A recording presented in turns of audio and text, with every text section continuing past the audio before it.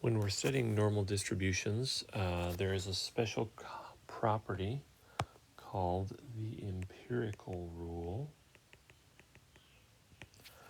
And what that does is it allows us to kind of look at a data set and decide where the percentages fall.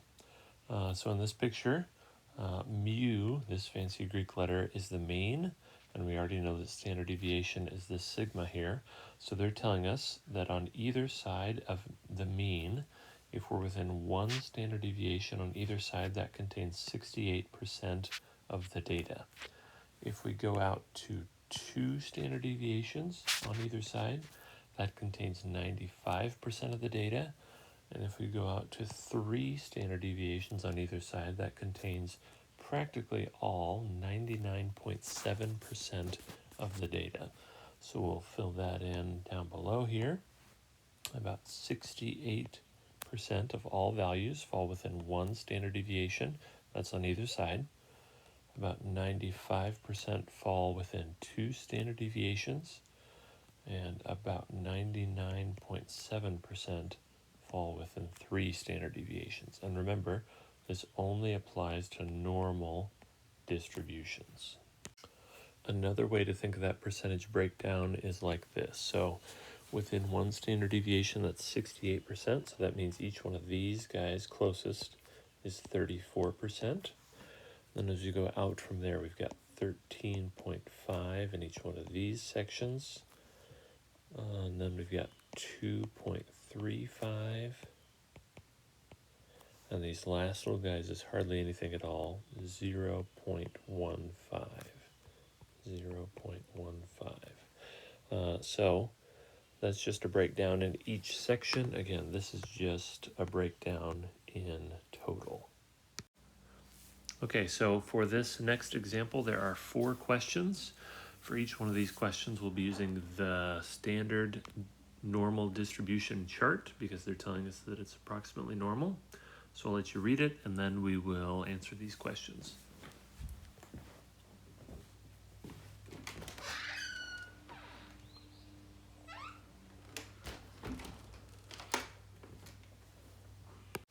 Okay, so they tell us the mean is 40.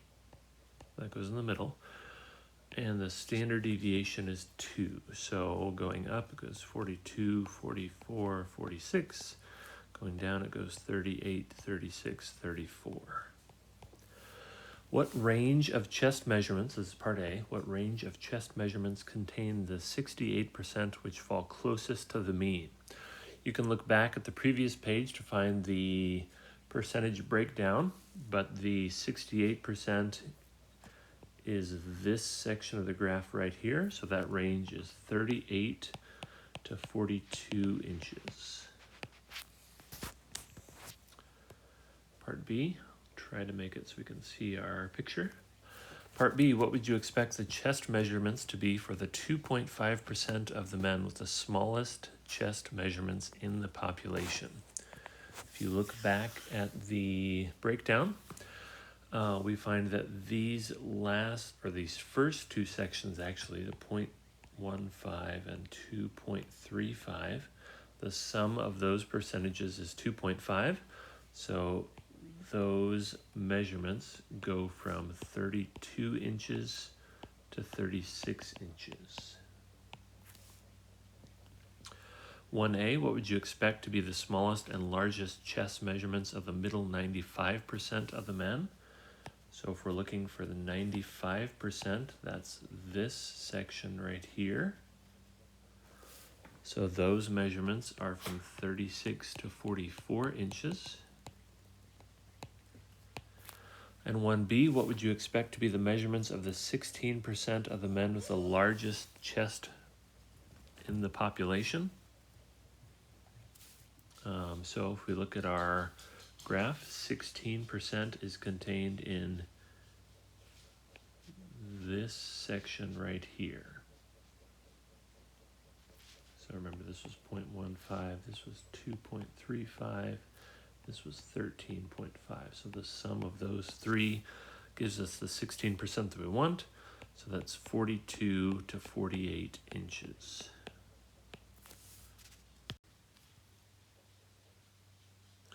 And on this last page, just got another example. So I'll give you a chance to read it, and then we'll fill out the distribution and answer these questions.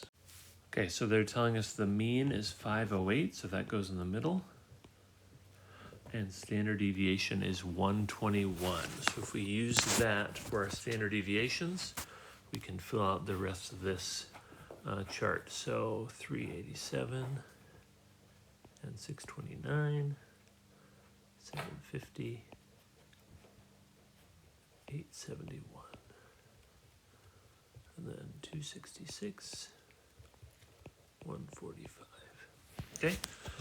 So we've got it labeled. What percent of students received scores between 387 and 629? So that goes from the mean, and it goes one standard deviation away on both sides. So that is about 68%. Part B, what percent of students receive scores greater than 387? So that's from 387 on all the way to the end. So really, probably the easiest way to do that is to do 100% minus these three percentages here. If you look at your breakdown from before, these three percentages add up to be 16%. So if we do the total of 100 minus that 16, we find that 84% of students got scores greater than 387. For number 2, it has two parts. So let's find the percent of students who earned scores between 266 and 750. So I'll use red this time, 266 to 750. So that goes from the mean, goes out 2 standard deviations. So that's 95% of students. Then the last one, we'll use green, from 266 to 629. So this inner part, this is the 68%. And then this additional guy out here is 13.5%. Remember, look back at your breakdown if you need to. So the total of that is 81.5%. And that's it for 11.4.